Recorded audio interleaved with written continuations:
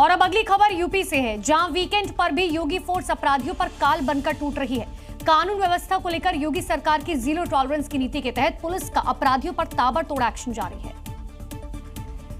आलम यह है कि सिर्फ 15 घंटे के अंदर मुजफ्फरनगर, कानपुर, इटावा, चंदौली, फिरोजाबाद, हापुड़ में कई शातिर और इनामी बदमाश पुलिस के शिकंजे में आ चुके हैं। गलती हो सर, माफ कर दे, अब ऐसा गलती न करते। सुना आपने, योगी सरकार में अपराध करने की गलती की तो योगी फोर्स अपने अंदाज में सबक सिखाती है। मासूम के साथ दुष्कर्म के जघन्य वारदात के 24 घंटे के अंदर इस दरिंदे मोहन प्रजापति को योगी फोर्स ने ढूंढ निकाला, फिर अपने पैरों पर चलने के काबिल नहीं बचा। ऐसी ही तस्वीरें कानपुर से आई। हाथ जोड़कर माफी मांगते हुए बदमाश को देखिए, ये अपने पैरों पर खड़ा होकर अपराध करने के काबिल नहीं बचा। इस आरोपी ने लिफ्ट देने के बहाने बुजुर्ग महिला को लूट का शिकार बनाया। पुलिस ने लूटी गई ज्वेलरी, पिस्टल बरामद की। मुजफ्फरनगर में पुलिस ने 25,000 के नामी बदमाश नाजिम को धर दबोचा। इसने करीब 5 दिन पहले नाबालिग लड़की का अपहरण किया, उसके साथ दुष्कर्म किया और 1 हफ्ते के अंदर ही योगी फोर्स ने इसे ढूंढ निकाला। अंजाम आपके सामने है। फिरोजाबाद में चोरी की वारदातों को अंजाम देने वाले 25,000 के 2 इनामी बदमाशों को पुलिस ने धर दबोचा। यानी यूपी में अपराध करोगे तो किसी भी कीमत पर बख्शे नहीं जाओगे। और उत्तर प्रदेश में अगले साल होने वाले विधानसभा चुनाव से ठीक पहले योगी सरकार ने सत्ता पक्ष और विपक्ष के नेताओं की सुरक्षा को और मजबूत किया, जिसके तहत सीएम योगी और मायावती समेत 52 प्रमुख नेताओं को विशेष बुलेट प्रूफ जैकेट्स दी गई।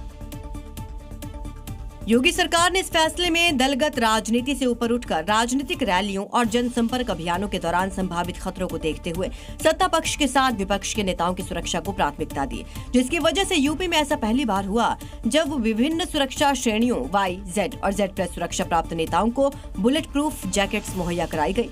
इसमें मुख्यमंत्री योगी आदित्यनाथ, समाजवादी पार्टी अध्यक्ष अखिलेश यादव, बीएसपी सुप्रीमो मायावती, राज्य महिला आयोग की उपाध्यक्ष अपर्णा यादव, योगी कैबिनेट के 11 प्रमुख मंत्री और विधायक शामिल हैं। पहले चरण में सबसे पहले अति संवेदनशील 8 शीर्ष नेताओं को जैकेट दी गई, जबकि इसके बाद सूची में शामिल बाकी 44 महत्वपूर्ण नेताओं को भी ये जैकेट मुहैया कराई गई। सुरक्षा नियमों के मुताबिक Z और Z+ श्रेणी वाले नेताओं को बुलेट प्रूफ जैकेट देना अनिवार्य होता है, क्योंकि उनके लिए सुरक्षा का खतरा अधिक माना जाता है। घर में पति पत्नी के झगड़े किस खतरनाक मोड़ तक पहुंच सकते हैं, इसकी दिल दहला देने वाली खबर दिल्ली के ही निहाल विहार से सामने आई, जहां महिला के भाइयों ने पीट कर इंजीनियर पति विनय गुप्ता को उन्हीं के घर में मार डाला। मातम में डूबी ये वो मां है जिसकी आंखों के सामने उसके जवान इंजीनियर बेटे विनय गुप्ता को पीट कर मार दिया गया। विनय का किसी बात से अपनी पत्नी से मामूली झगड़ा हुआ, जिस पर उसने अपने भाइयों को बुला लिया और उन्होंने आते ही विनय पर लात घूंसों की, डंडों से हमलों की बरसात की। पटक कर इतना मारा गया कि विनय की मौत हो गई। मेरे लड़के की गर्दन मरोड़ दी, गिट्टी में गुट्टा दे दिया।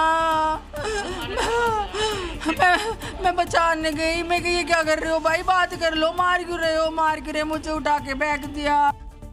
पीड़ित परिवार का आरोप है कि साजिशन मारपीट के समय उनकी बहू ने घर के सिक्योरिटी कैमरे को बंद कर दिया, तो वही पड़ोसी और परिवार के लोग जब तक विनय को बचाने पहुंचते तब तक उसकी सांसें थम चुकी थी। सीसीटीवी कैमरे लगे हुए थे सर घर में, आप सब घर का कैमरे बंद कर दिए गए। वो देखिए सीसीटीवी कैमरे लगे हैं और ये लगे हैं, सब बंद करे हैं। उन्होंने प्लान के तहत ये पूरा काम किया है। वही पुलिस ने केस दर्ज कर आरोपियों को हिरासत में ले लिया है। मेरे को धक्का दिया, मेरे अंगूठे में फ्रैक्चर हो रहा है। क्या मांग करते हैं सरकार? सरकार से न्याय होना चाहिए। कब शादी हुई थी?